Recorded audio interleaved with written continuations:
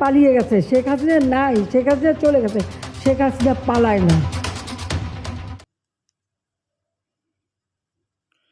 শেখ হাসিনা পালায় না, বেশ জোরে সোরে বলেছিলেন শেখ হাসিনা। কিন্তু পরিস্থিতি এমন হলো, তিনি এক কাপড়ে পালাতে বাধ্য হলেন। আওয়ামী লীগের নেতাকর্মীদের বিপদের জন্য তবে কি শেখ হাসিনা দায়ী?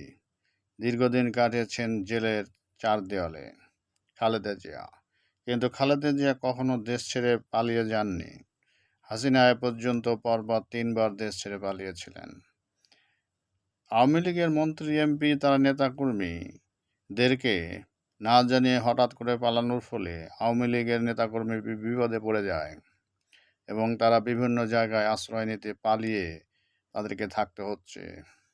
এবং মন্ত্রী মিনিস্টার যারা পালিয়েছেন এবং যারা পালাতে পারেননি তারা ধরা পড়ছেন এবং বিচারের মুখোমুখি হচ্ছেন।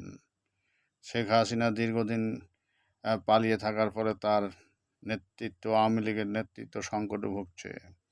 ভারতে পালিয়ে তিনি কতদিন থাকবেন? ভারত তাকে কি আশ্রয় দিবে, না পরে তাকে কোনোভাবে অন্য দেশে পাঠিয়ে দিবে, কিংবা কোন আইনে ভারতে সে থাকতে পারবেন? হাসিনার কি আন্তর্জাতিক আইনে বিচার হবে, নাকি বাংলাদেশে ফিরিয়ে এনে বিচার হবে? এ নিয়ে ভারত খুবই চিন্তিত।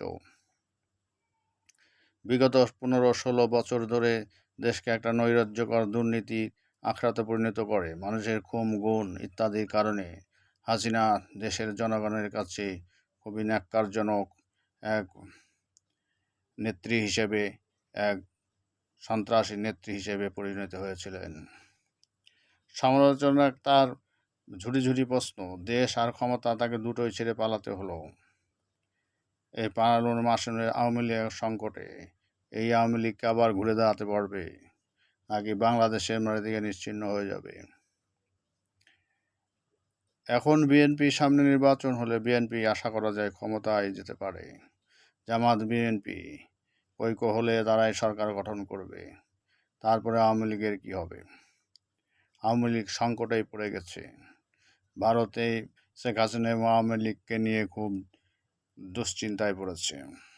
ভারত বিরোধী মনোভাবের কারণে বাংলাদেশের উপর ভারত এবং হাসিনার যে চরম জুলুম, নির্যাতন, এই সংকটে বাংলাদেশের মানুষ অতিষ্ঠ হয়ে গেছিল। হাসিনার রাজনীতি শেষ, এখন পরবর্তীতে কে রাজনীতি আসবে, আওয়ামী লীগের হাল কে ধরবে, এটাই হলো প্রশ্ন। ধন্যবাদ সবাইকে। চ্যানেলটি ভালো লাগলে সাবস্ক্রাইব করবেন।